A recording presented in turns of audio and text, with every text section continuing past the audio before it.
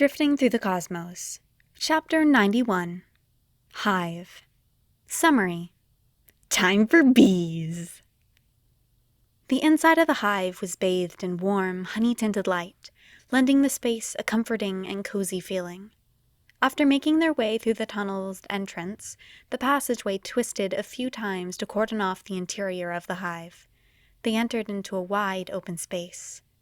Honeycomb climbed up the walls, stretching up and up and up into the hive, so high Ochako couldn't make out when it stopped. Holes dotted the inside of the space, much like they'd seen outside, except these ones led deeper into the massive tree.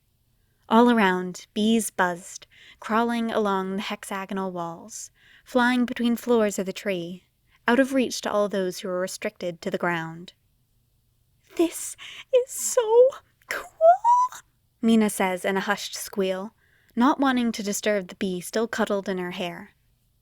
"What's the big deal?" Katsuki asked, seeming to be genuinely confused. "It's fucking bees." "Big, adorable, fluffy bees?" Denki rebutted. Katsuki scoffed. "Now that you've seen the bees, can we go?" "No!" Mei scolded. "I need to see the hive. Bees are some of nature's best engineers. I must learn their bee secrets." Katsuki leveled her an unimpressed look. "Uh-huh. Bee secrets." The inventor just stared him dead in the eyes. "Whatever." He finally relented, though he didn't seem too put off by Mei's victory. "You can learn bee secrets. Just keep in mind we should get back on the road in a few hours." Ochako let a grin spread across her face as Mei cackled. Mina squealed, quietly. Denki cheered, not so quietly. And Izuku nodded. While it was no space IKEA, Ochako couldn't deny that exploring a giant beehive sounded awesome. They were going to have so many cool stories to tell the class when they got back. There was a rustling sound as Mei fished out a tablet and pen from her backpack and then, without warning, barreled forward towards one of the narrow bee passageways that lined the honeycombs. Ochako and the rest followed closely behind her, sticking near each other in the winding tunnels. Despite the lack of sunlight, the passage still overflowed with the same warm honey light, something that, by the twitch of Deku's hands, intrigued him as much as Mei. But his notebook stayed safely tucked away in his bags, no doubt because of the nightmare that would be getting honey on the pages.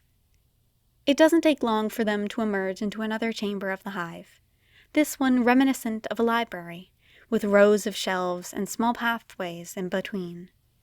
The difference here was that, instead of shelves overflowing with books, it was overflowing with honey. From several places along the honeycomb walls, big globules of honey dripped down slowly enough that Ochako wasn't entirely convinced they were moving the longer she looked. "So, do you guys think the bees would mind if I ate their honey?" Denki questions as the group edges closer. "Denki? Babe? Don't eat the space honey." Mina scolds lightly. Denki frowned. "If people can eat ancient Egyptian tomb honey, why can't I eat space honey?" "That honey was made for Terrans to eat. This honey was not," Deku pointed out. "But space honey, ugh," Denki whined. "Just have Dreadlocks scan it," Katsuki pointed out. "If it's safe, then your dumbass can eat it." Mei practically lit up at the new thing to focus her attention on, pushing Denki aside in her haste to scan the honey he was looking at. Which didn't make much sense in Ochako's opinion because it was literally all over, as evident by the fact that her push had Denki slipping and falling into a blob of floor honey. "It's so sticky," Denki complains, holding his nectar-covered hands up. The amber coating is so vibrant, it seems to almost glow a soft yellow.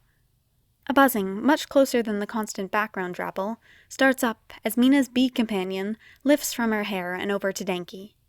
Unlike with Mina, the bee settles on Denki's arm and begins to lick the honey off his hands, eliciting a giggle. As Ochako watches the bee, her eyes drift back to the honey and its translucent shine. By the time the bee is done and finds its newest perch on Denki's shoulder, she's pretty sure the honey is actually glowing. Maybe it's a good thing Mina stopped him from eating the honey. Looks like the space honey is safe to eat, Mei chirps. Never mind, Ochako thinks. Seemingly noticing what had happened outside of her little science bubble, Mei asks, Dinky, why are you on the floor? Did you find bee secrets? If you count the glowing honey, then yes, Ochako provides, crouching down next to Dinky. She scoops a little on her finger. Are you sure this stuff is safe to eat? It takes a few seconds, but the glob of honey on her finger starts to glow. The thing is, it doesn't glow the same sunshine yellow as it had with Dinky, or the same warm amber the hive is bathed in. It glows a soft, bubblegum pink. It glows? Mei exclaims, immediately getting up in Ochako's personal space. She has an excited look in her eyes that Ochako has never seen directed at anything but inventing and sales pitches. Bee secrets, she whispers excitedly. The gremlin, of course, doesn't hesitate to poke the wall hard enough to poke through the bee's wax. When she brings her finger out, it's glowing the same honey gold as the hive. She pouts a little, bringing her golden glow next to Ochako's pink. But within a few seconds, the manic glint of inquisitiveness comes back to her eyes, and she grabs Mina and Deku's hands. After they're sufficiently lathered in honey, 2 more faint glows join in. Deku's, predictably, is his signature teal glow, though it's odd to see without the usual accompanying lightning. It just sits there, shining softly wherever it touches his skin. Mina's glows a poisonous purple, complementing nicely with her skin. All it takes is one threat to chuck honey at Katsuki before he's got a finger coated, glowing a vibrant orange. Okay, Ochako has to admit. These are pretty cool bee secrets. It's like a mood ring, but for your soul, Denki says, in what Ochako can't tell is exaggerated or real wonder. I wouldn't go that far, but it really is cool, Mina enthuses. Eat the mood ring, Denki says distractedly to himself, before sticking a glowing finger into his mouth. Hopefully bee tongues are sanitary. Within a few seconds, Denki practically lights up, eyes going wide in delight. Is it good? Deku asks curiously. As if it wasn't obvious, Denki nods his head enthusiastically. With only a second's hesitation, Deku follows suit and plops his finger in his mouth. Not being one to miss out on the space honey, Ochako gives it a go as well. And wow, that's good honey. It's sweet, bordering on too sweet, but somehow never crossing that line. It's not a light flavor either, being rich and deep with floral threads seamlessly weaved all throughout. All that's to say, it's even better than the fancy honey Momo gets for her tea. Wow, this is great! Mina smiles, but as she does so, Ochako notices the same purple glow that was coating her fingers is now emanating from her mouth, with more intensity than before. Does my mouth glow too? Denki asks, opening his mouth and sticking his tongue out with a, It looks like you ate a glow stick, Ochako chuckles. Denki laughs at her in return. Well, you ate a glow stick too. We all ate glow sticks, Mei grins, golden light escaping from between her teeth. Off to the side, Deku seems to mutter something about how one would make edible glow sticks. Are we good on bee secrets, or are we gonna keep sitting here?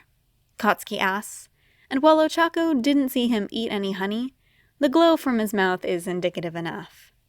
This is only one of the bee's secrets, Mei declares, reaching around into her backpack and pulling out a jar full of some liquid that evaporates as soon as she pours it out. After collecting all the honey that can fit, she seems satiated for now. Okay, time for more tunnels, is all the warning they get before she's off into the woodworks again. But bee crits, Mei whined as Katsuki led them out of the hive. Katsuki sighed. We've been here long enough. It's time to go back. Ochako frowned down at her arms where she had their little bee friend cradled like a baby. She didn't want to say goodbye to the fuzzy little guy, but she knew Katsuki was right. They couldn't crush the trellin like the raw macaroni noodle you dropped on the floor a week ago and forget exists and step on. By staying on this planet. And she wouldn't trade the satisfying crunch, even for this adorable bee. As they draw closer to the exit, the bee starts to wiggle agitatedly as the whistling sound of wind blows in.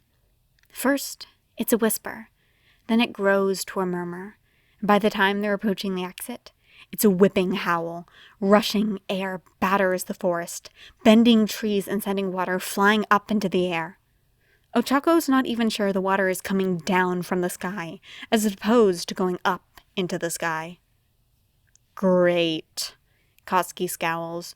Your bee quest means we have to walk back in a storm. You can't seriously be suggesting we go out there, Mina gapes. Look at it!